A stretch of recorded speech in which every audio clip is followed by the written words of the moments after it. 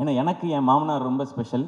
எனக்கு எனக்கு பொண்ணு கொடுத்ததே பெரிய விஷயம். ஏன்னா நான் என்னோட தாய் மாமா தான் அவங்க. இருந்தாலும் எனக்கு வந்து நிரந்தரமான வேலையோ அதெல்லாம் எதுவும் இல்லை. டெலிவிஷனில் இருந்த காம்பேரர் ஒரு எபிசோட் பண்ணால் 4500 கிடைக்கும். ஸோ அப்போல்லாம் 4500 தான் கொடுப்பாங்க. ஸோ பரவாயில்ல. ஆனால் எங்கள் மாமனார் என்ன சொன்னாருன்னா, அவன் ஏதோ ஒன்று பண்ணணும்னு நினைக்கிறான், மெட்ராஸ்க்கு போய் சர்வை பண்ணுறதே பெரிய விஷயம், அவன் சினிமாவுக்கு போகணும்னு நினைக்கிறான், சப்போர்ட் பண்ணுவோன்னு சொன்னாங்க.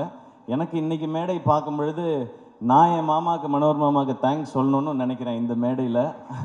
அவங்க தான் என்னை தைரியமாக சப்போர்ட் பண்ணது. போடா, ஏதாவது ஒன்று முயற்சி பண்ணுறான், அவன் பண்ணணும்னு நினைக்கிறான், பண்ணுறா, பார்த்துக்கலான்னு சொல்லி. ஏன்னா அவருக்கு வந்து ஒரு 43 வயசில் எங்கள் மாமாவுக்கு ஹார்ட் அட்டாக் வந்துடுச்சு. அப்போ அவர் பிஸ்னஸ் எல்லாம் விட்டுட்டார். ஏன்னா அவருக்கு 2 பொண்ணு.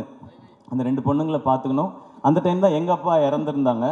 அப்போது என் அக்காவுக்கு வந்து 2 பசங்க இருக்காங்க, எனக்கு 2 பசங்க இருக்காங்க. நான் வேலைன்னு என் உயிருக்கு எதுவும் வந்துடக்கூடாது, இவங்களை பார்த்துக்கிறதுக்காக இருக்கணும்னு சொல்லி அவர் வேலையவே விட்டார்.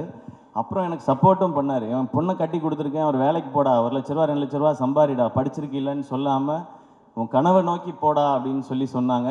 ஸோ எனக்கு கிடைச்சிருக்க மாதிரி உங்களுக்கும் ஒரு மாமனார் கிடைச்சிருக்காங்க. அது ரொம்ப ஒரு அழகான ஒரு உறவு மாமனாருங்கிறது.